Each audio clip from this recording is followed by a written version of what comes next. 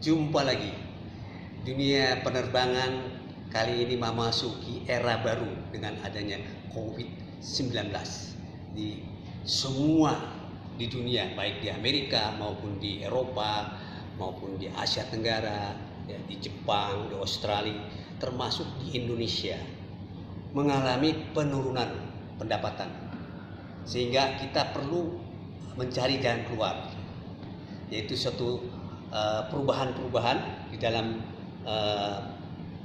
teori-teori yang saya dapatkan dalam buku Airline Dynamic Management ini yang terbit pada tahun 2004, yang saya buat pertama kali di Indonesia. Ada 4 masalah yang perlu diperhatikan oleh dunia penerbangan.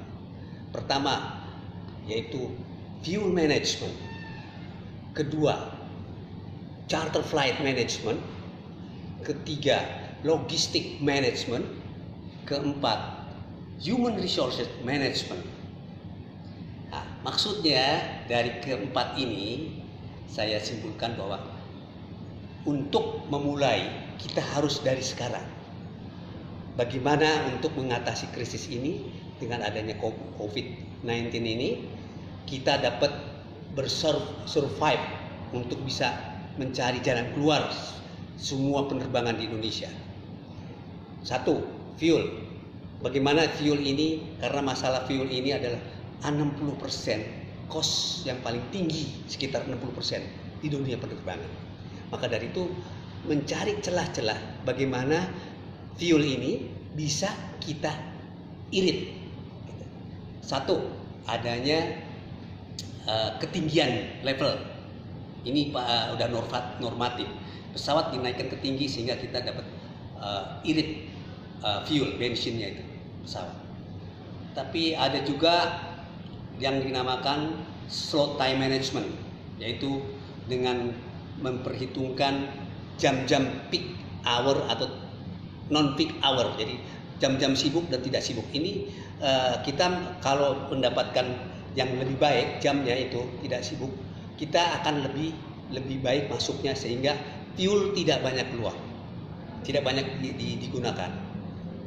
Kedua, dengan cara flight plan management. Flight plan management ini kita atur sedemikian rupa untuk supaya tepat waktu atau sesuai dengan jadwal rute-rute yang tertentu. Nah, salah satunya dengan adanya flight plan ini, seorang pilot bisa merubah satu rencana perjalanan, misalnya dengan cut route. Misalnya kita Jakarta Singapura, kita untuk meminimize fuel, kita cut route, kita minta dulu persetujuan kepada ATC sehingga kita bisa merubah jalur. Kalau di darat ini namanya jalur tikus, ini bisa menjadikan reduce fuel. Nah, ini untuk tipe-tipe yang kecil-kecil ya, 737, Boeing 737. Tapi untuk yang long haul, yang kira-kira 10 jam ke atas, ya, seperti Airbus atau 777, ini ada yang dinamakan ETOP, yaitu Extended Twin Operation, yaitu dengan 2 engine ini bisa mengirit bensin. Nah, ini ETOP ini digunakan untuk yang long haul, misalnya ke Amsterdam. Kita gunakan manajemen ini sehingga 2 engine ya, ETOP ini 2 engine. Jadi engine satu seumpamanya kita ada emergency, engine satu masih bisa sebanyak 60 menit kita mendarat mencari airport yang terdekat. Nah, makanya dengan ETOP ini bisa mengirit karena tidak terlalu banyak memikirkan alternate fuel, sehingga kita bisa ada pengiritan. Yang ketiga, yaitu dengan cara CG ya, central gravity daripada penghitungan payload ini juga harus cermat ya, penghitungan untuk weather juga harus cermat sehingga kita bisa lebih irit lagi.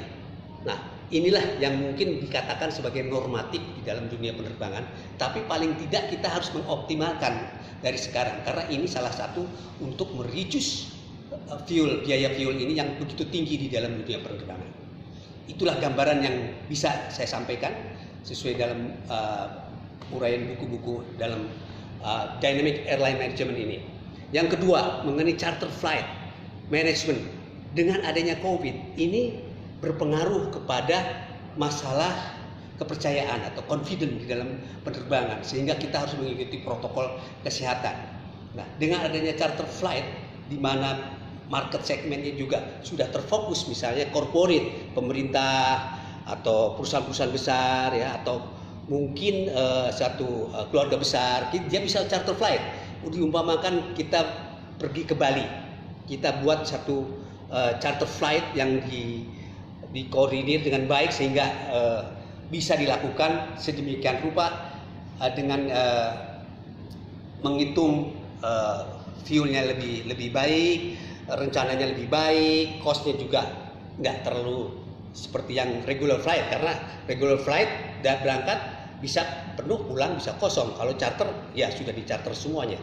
Nah, ini perlu ada perhitungan atau cara untuk pendekatan marketing kepada baik pemerintah, misalnya pemerintah mengadakan meeting di suatu daerah, ini bisa diatur. Dan untuk sebagai ketahui, setiap persatuan dokter itu setiap tahun berapa kali dia akan adakan meeting karena harus mempunyai sertifikat dokter. Atau bank-bank ini selalu adakan training. Nah, inilah yang kita grab segmen ini untuk dibuat satu charter flight, sehingga ini perubahan new normal bisa dilaksanakan sedemikian rupa sehingga tidak ada pesawat yang terlalu nongkrong di bawah. Jadi pesawat bisa diaktifkan lagi, begitu. Salah satunya itu. Yang ketiga yaitu dengan logistik management. Logistik management ini kita melihat sekarang perkembangan logistik ini kepada courier service, di mana courier service ini lebih tinggi sekarang trafficnya. Contohnya orang-orang sekarang tidak mau beli langsung, jadi dia melalui online. Nah, dengan membeli online ini dibutuhkan satu alat transportasi untuk mengirim satu barang ke tempat barang yang lain. Misalnya dari Jakarta ke Medan, ini memerlukan kecepatan. Nah, logistik inilah, courier service inilah yang sekarang lagi booming ya untuk masalah pengiriman barang. Dan kalau perlu di luar negeri seperti di China ada namanya Hallmark ya, di Shenzhen itu ada resi gudang yang menerima barang-barang dari online itu dikumpulkan di satu gudang, nanti itu online kepada pemiliknya, kita bisa kontrol dengan Android kayak dengan HP, di mana ini barang-barang bisa dijual langsung. Jadi proposisi misalnya barang itu beli di China, kita taruh barangnya itu di satu Hallmark ini, di situ kita bisa jual melalui online, nanti barangnya itu dikirim dari Cina langsung dari gudang itu, dan itu termasuk biayanya, termasuk cara pengirimannya. Itu yang sekarang sedang ditingkatkan. Maka dari itu airline sekarang harus berfokus kepada logistik. Sekali ditingkatkan melalui cara door to door, jadi dari hulu ke hilir sekarang. Jadi tidak ada port to port lagi, airline harus berpikir untuk sampai kepada ke bawah. Ini harus kerjasama dengan courier service, ya, dengan pergudangan. Nah, itulah salah satu logistik management. Yang terakhir adalah human resource management, adalah peningkatan orang-orang yang bekerja.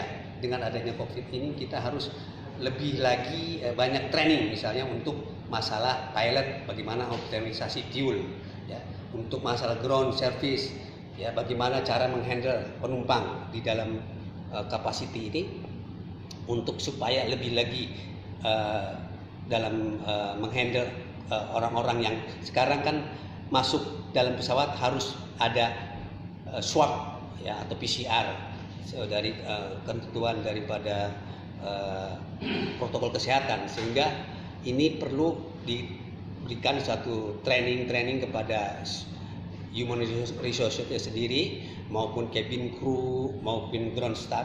Ini perlu diadakan peningkatan, jadi tidak business as usual lagi.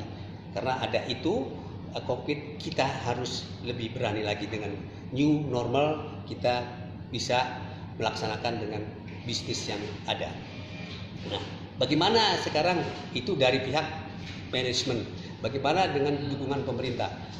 Pemerintah kalau memang boleh saran saya, pemerintah mengizinkan ada suatu diskon ya untuk fuel atau subsidi, misalnya 25% atau 50%. Pertamina memberikan subsidi kepada semua airline atau khususnya untuk national carrier.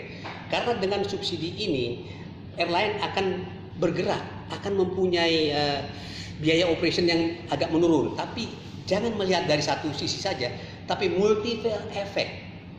Jadi kalau airline terbang ke daerah-daerah itu membawa kargo atau penumpang, itu ada bisnis. Jadi misalnya kita logistik ya, dia akan lebih murah ke sana cost-nya.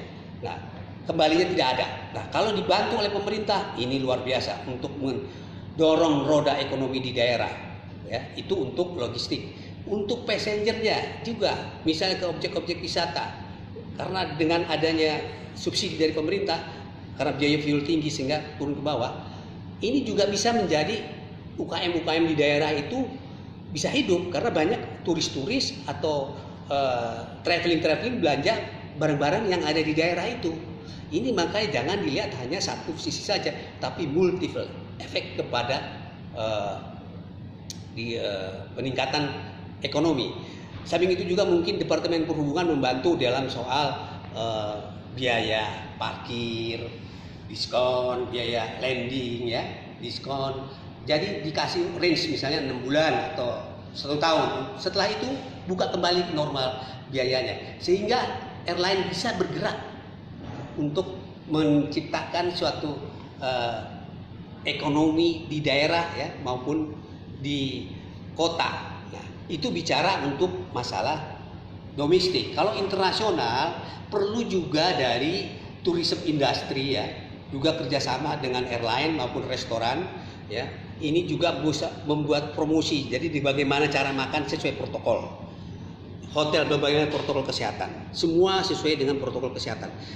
Dan ini harus betul-betul dilaksanakan sehingga orang akan melihat bahwa safe untuk berangkat ke satu tempat dengan pesawat udara juga safe, dengan tempat objek turismenya juga safe. Ini yang nantinya akan mendrive perekonomian atau tourism, ya kan? Umpamanya kita fokus saja ke Bali. Bali ini sebuah infrastrukturnya sudah bagus, semua makanan restoran sudah bagus, hotelnya sudah bagus, ya kan? Tour guide-nya juga sudah bagus. Nah, fokus pada satu tempat sehingga ini bisa membuat efek kepada tempat-tempat yang lain seperti objek turisme yang lain. Ada di Medan, ada di Makassar, atau di Papua. Ini membuat satu jendela image tourism bagi Indonesia, khususnya orang-orang Australia misalnya berangkat ke Bali. Itu kan hanya 2 jam sudah sampai, tapi kalau tidak ada promosi atau mengenai penjelasan mengenai protokol kesehatannya, mereka takut tidak akan jalan. Nah, inilah gambaran-gambaran yang perlu diperhatikan oleh pemerintah, dan sangat-sangat bantuan dari pemerintah ini bisa dilaksanakan oleh stakeholder para swasta, penerbangan swasta juga. Jadi bagaimanapun pemerintah harus sama seperti di Singapura juga dibantu, di backup karena dia tidak ada resourcesnya, hanya jualan, jadi dibantu oleh pemerintah untuk Singapura Airlines. Di Thailand juga meskipun itu Thai bangkrut, dia tahu bahwa itu juga nanti akan meningkatkan pendapatan ekonomi. Semuanya membantu. Jadi saya pikir paling tidak pemerintah sekarang sudahlah mulai berpikir bahwa dengan apalagi dengan flag carrier ya, Garuda Indonesia yang terbang ke seluruh lebih dari 25 destination yang top di Indonesia.